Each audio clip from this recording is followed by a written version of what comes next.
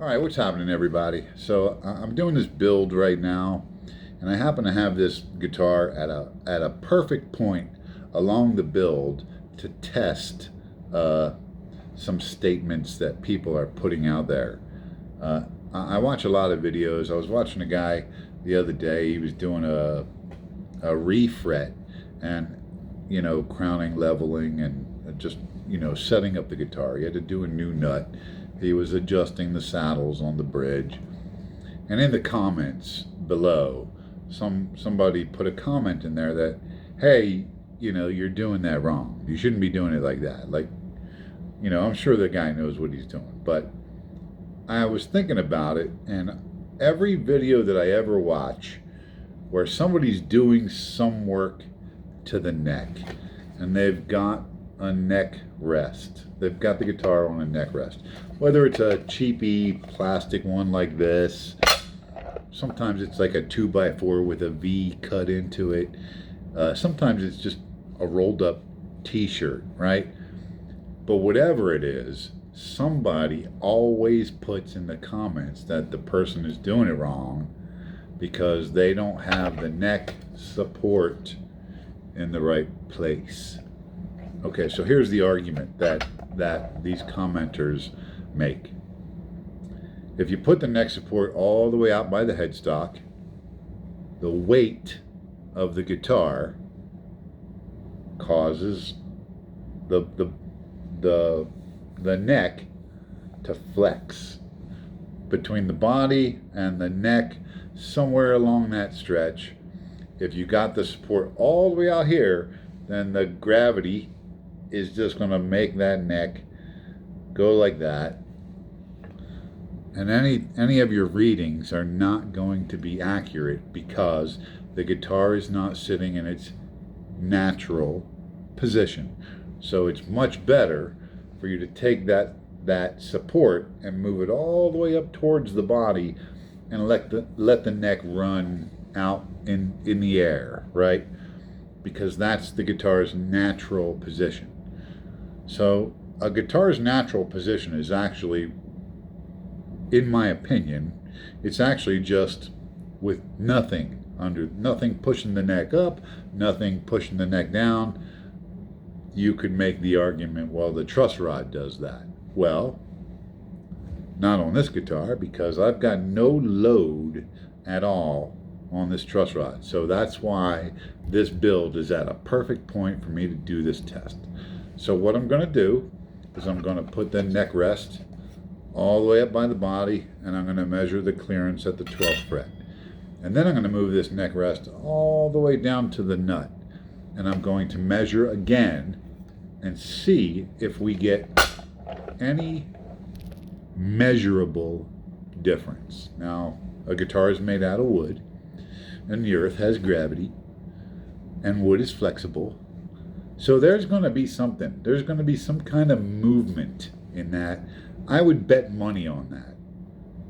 But is it enough movement for somebody to be able to measure with a tool like a luthier would be using?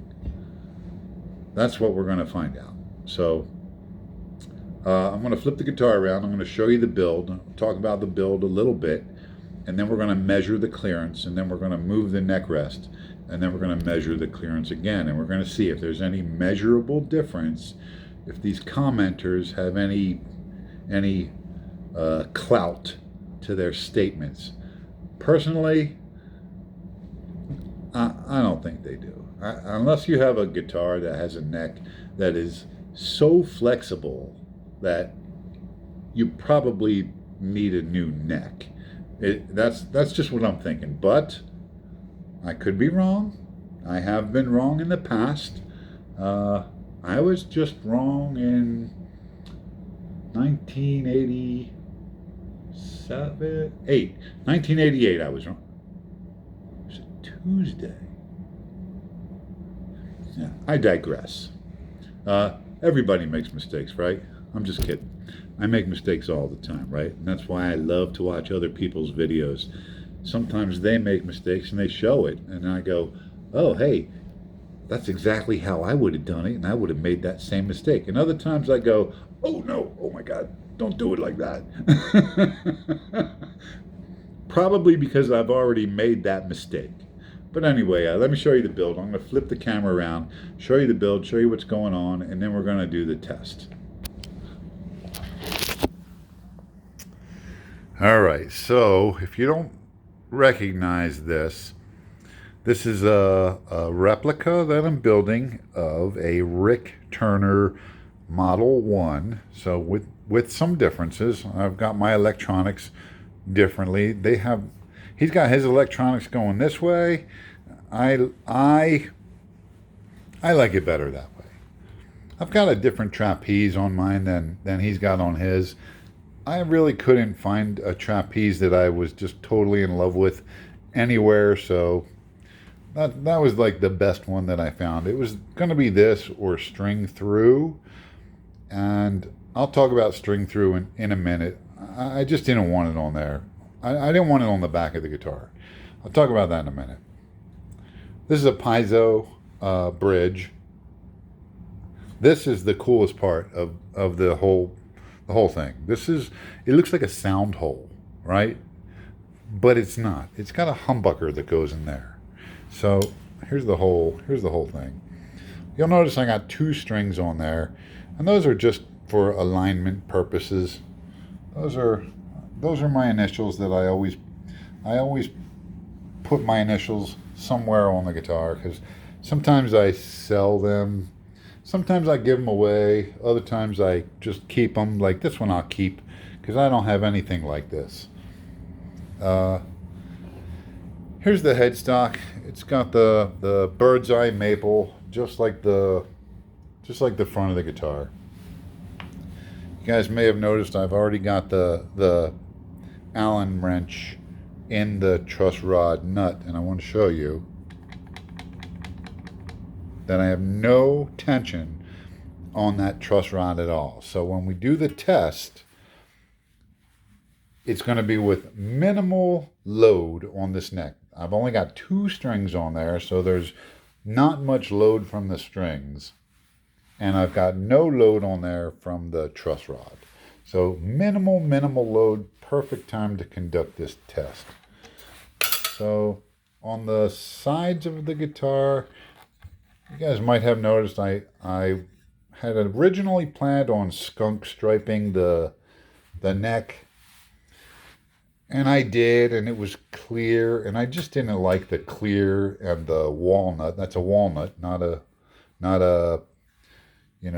rosewood fretboard, but it's got some gorgeous figuring in it. So I really liked it. I wanted to use it on a fretboard, and this just seemed like the perfect build to do that. These inlays are epoxy resin. Except on this one, they're just solid black epoxy resin. One of the mistakes that I made early on when I started building and experimenting with epoxy resin was using liquid colorant in the epoxy resin. I would recommend against that, because when you add liquid to an epoxy resin, you're changing the liquid content. So it's no longer like, half and half or whatever the ratio mix is, because you've added other liquid to it. So I always use solid. I used mica powder, like a black mica powder in the epoxy resin to get this. And I over poured them and then sanded them down when I sanded the radius into the fretboard. On this one here, this one was a little different. I just poured a real thin layer of black, and I set the initials into them. These are just those little charms that you buy for like little girls' necklaces that have their names on there. And I cut the hoop off of it where the chain would go through, and I filed it down. I set them in the black epoxy resin. And then after a couple days, it was cured up enough. I poured a clear on top of that. And then I got the radius sanded into the fretboard. So The fretboard still needs a little bit more work. I've got the frets crowned and leveled, but I have not yet dressed the ends of the frets. That's the last thing I have to do before I put the electronics in. Now, speaking of electronics, if you guys look up a Rick Turner Model 1, be sure to check out pictures of the back of the guitar. So Gibson goes wrong when they put those cheesy little spindly posts on there that always wind up leaning forward. It just looks cheap to me, right? So that's Gibson's biggest flaw, if you ask me. For a Strat, I just don't like that big plastic cover. It's more plastic than wood, and that's just not my preference. But that's in my opinion, that's their weak spot. The Rick Turner has a weak spot also. It is on the back of the guitar, on their control cavity cover. The guitar has a 25-inch radius this way. There's no radius this way on the guitar. It's only this way, and it's also on the back. So it's a really thick guitar on the butt and up here at the neck. Now, Rick Turner does not make a neck through.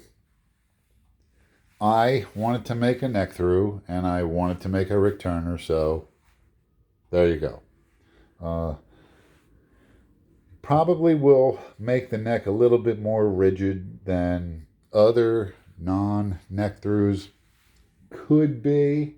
I don't know. I'm not swearing to it. I have builds that I've done bolt-on. I have builds that I've done that are tenon. And I honestly do not see any difference in the flexibility between the body and the neck between either of them. I think they're both equally solid. It's just a look. If you want the look of having a guitar that doesn't have a bolt on, then you have to do a tenon or a neck through. In this case, it's a neck through. But how I overcame that problem for what I hate about the Rick Turners is, check out my control cavity cover on here. Where did I put that control cavity cover? I also really like the way the color came out. I stained it brown, then I sanded the brown back, and I stained it reddish brown. So let me move the light. You guys will see. So look at that. So see how the browns and the reds, it kind of color shifts between the two. So I really like the colors, the way the colors came out. Oh, look at that. I really like the way the colors came out on this particular one. On the Rick Turners, this here has a humbucker mounted in it, and that humbucker pivots like an EVH. So, because I painted the sides of the guitar and the neck, I also made the neck look like it's a tenon, but it is not. It's a neck through. But I wanted this detail in the binding, so I made it look like a tenon even though it's a neck through. Okay, so let's flip it back over, and I will show you guys. This is the same color as the neck and the sides of the guitar, and it goes in there, and then the humbucker mounts to it, and then it will pivot. Now, I wasn't crazy about the color, so I did that one.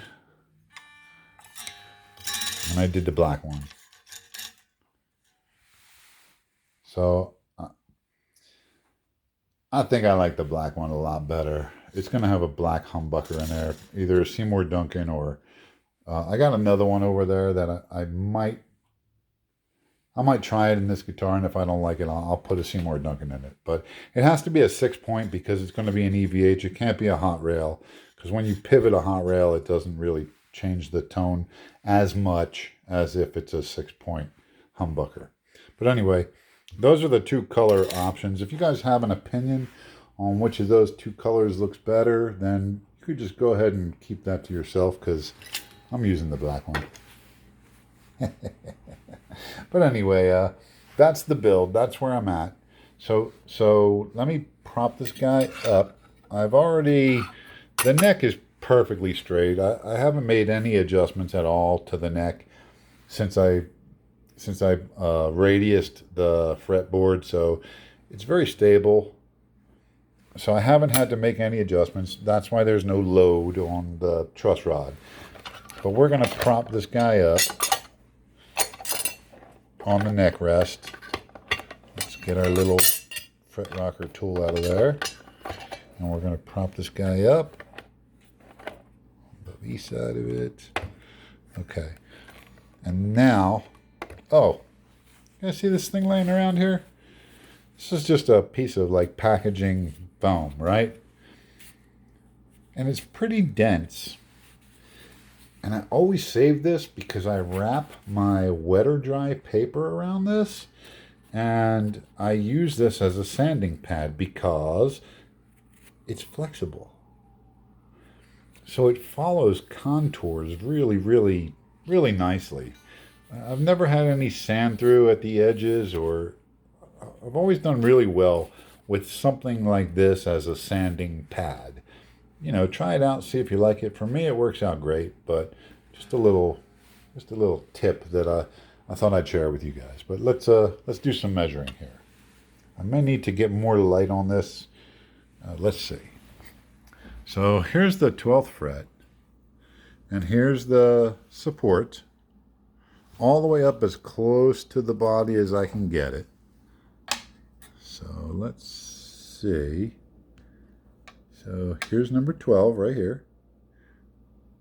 And let's go down.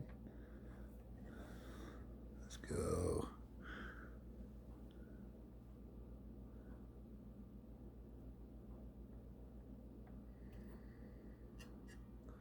There's 12. Keep losing it because I'm looking at the camera, not at what I'm doing. All right, so we're going to call that 1 mil. Okay, I got the 1 mil right directly above that 12th fret there. And it's looking to me like it's right dead at 1 mil. Okay? All right, now I'm going to set the camera down, and I'm going to take this and I'm going to slide it all the way up as close to the headstock as I can get. And we're going to do that measurement again. Okay, we're back. I've got my support all the way out there. And we're going to check this again at the 12th fret there. Let's see. You're going to give me a hard time focusing on that, aren't you? Oh. How you like that? It's still exactly 1 millimeter.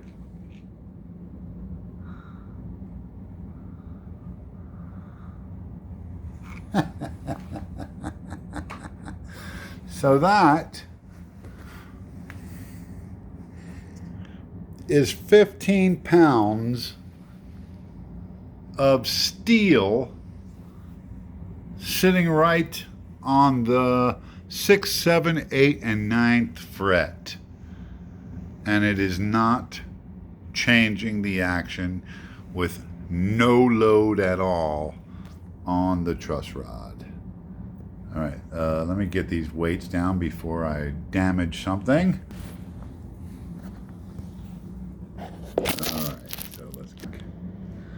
All right, I gotta say, myth busted, man. Like, you saw it, so next time you see those comments, you can go, that's just not true. Now, this is a neck through, so let's keep going. Okay. Bought this in 1984. I think. This is the thinnest neck that I own right here. I could give you guys the measurements, but they're just dry numbers, right? This neck is a lot thinner than that neck over there. So I am not going to be loading this with steel, but I am going to measure it with the neck support in two different positions to see if there's any truth whatsoever. Maybe you got an Ibanez that's a POS and maybe it's like super flexible and you probably need to get a real guitar. But no offense to Ibanez, if the neck is that flexible, it's probably not a stable guitar. It's not what I would buy. But anyway, let's do this same thing. Let's check it. Now the action on this guitar, because this is not a guitar that I built, this is a guitar that I bought. It's probably going to be a little bit higher. There's 12. 125. 125.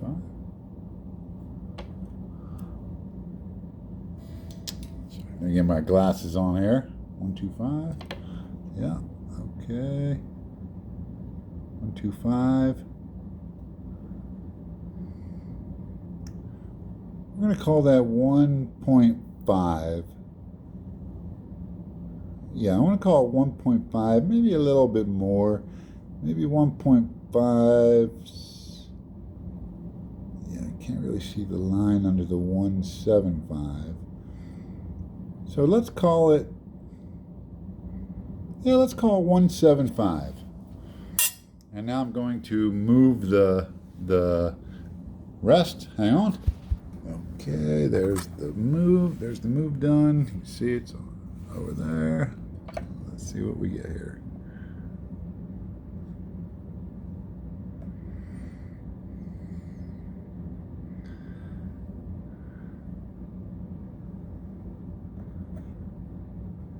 Okay. 1.5. I can see the line. 1.75. I can see the line. 1.75. All right. So there it is, people. No change whatsoever when I put it, whatever end I put it on. Even on this super thin Epiphone neck, which is this is a very stable guitar. If it was unstable, I wouldn't still have the guitar. I would have either put a new neck on it, even though it's a joined. I would have just got. It wasn't that expensive, but it's got some sentimental value. It's the first guitar I bought with money that I had to actually work for. so this one stays with me, but I do still play this guitar. I still out of all the guitars that I've purchased over the years and all the guitars that I've built over the years, I still play this guitar. So I still have some love for it. But as far as the comments go, hey, you can't do that. Yes, you can. You just saw it. So I hope we put that myth to rest. And that's all I got, guys. So peace.